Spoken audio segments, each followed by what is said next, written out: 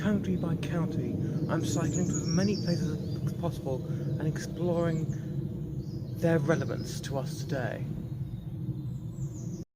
The winter months bring with them a pretty large dose of bad weather.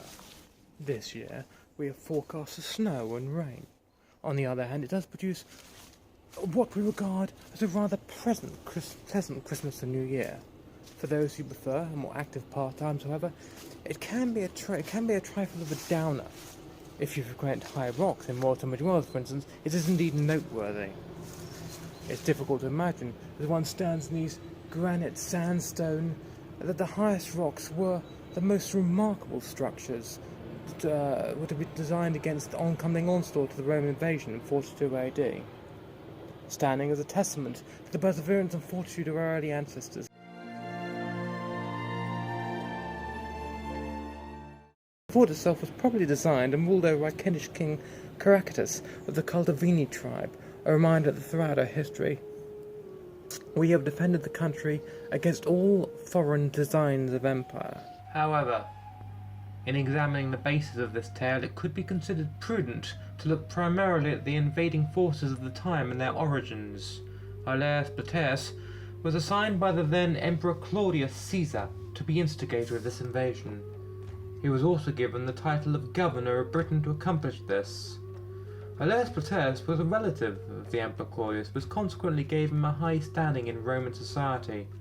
It would also allow the young upstart to acquire connections to important personages within the Senate. He helped in the suppression of a slave revolt in 24 AD, with the help of a Marcus Aurelius Clare.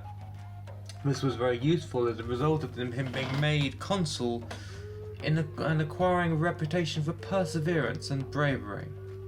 Having spent many years as a sturdy and trustworthy member of the governing body of Rome, fighting for the rights of suppressed slaves, Aulus was made governor of Pannonia in 42 AD. Standing next to the Danube, in what would now be Eastern Europe, he had held several thousand legions against the Gauls at that time. The army was composed of 4 legions, or 9 Espana. He had 20,000 auxiliary troops as well. All this led the Emperor Claudius to see the potential in Aulus and hold him at the forefront of his mind for a major incursion into the kingdom of Albion, or Britain. In that year, Plateus faced revolt from his troops as though aware of crossing to the unknown land of Britain. Aulus Plateus landed at Richborough, Kent, and faced the rage of King Caractacus and his brother Ptolemy. When they got to Maidstone in Kent, the following battle took place at the river Medway, and the king's brother was killed. The king then withdrew his army to the west on what are now high rocks. Here they met their end, when the 5th Legion followed a day later and defeated them. Aulus was a strong leader and highly regarded his opponents. Many have postulated that this was a weakness in the eyes of ancient Rome. It is said that it was a sign of the early sympathy he held for the slaves of his own land, though others regard this as an honourable understanding and respect for the people he vanquished. Whatever Plateus' mindset, in August that year he persevered in his mission and moved further inland, facing further insurgents from the Iceni tribe of Colonium, which is now Colchester. Aulus was obstructed by what we now call red tape.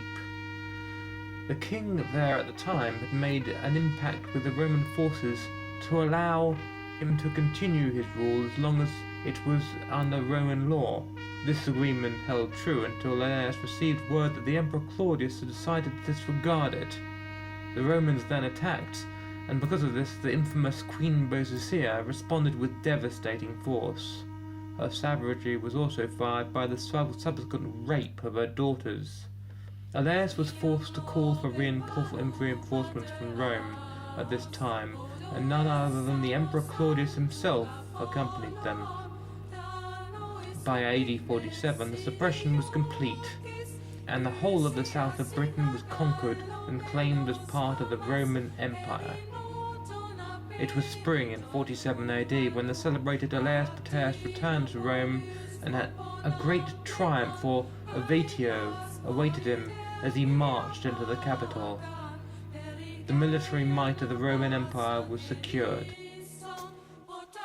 It can be said that the defeat of Britain and the subsequent occupation of our land was a travesty of justice and an intrusion into a wonderfully diverse and sacred culture. As much as this is true in some respects, the incursion brought with it much that was otherwise beyond the understanding at the time. Trade flourished, and political and social amenities were introduced to the nation. The period informed and laid down the pattern that led to our world today.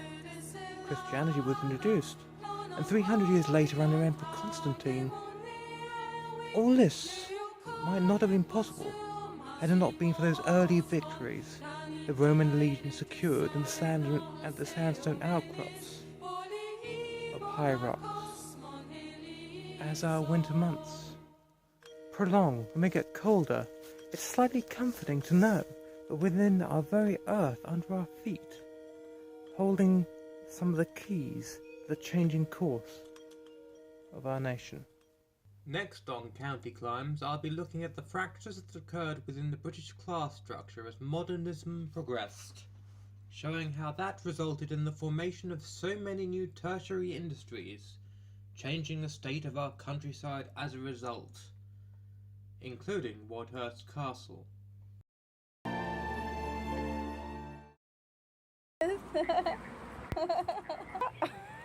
Terrible.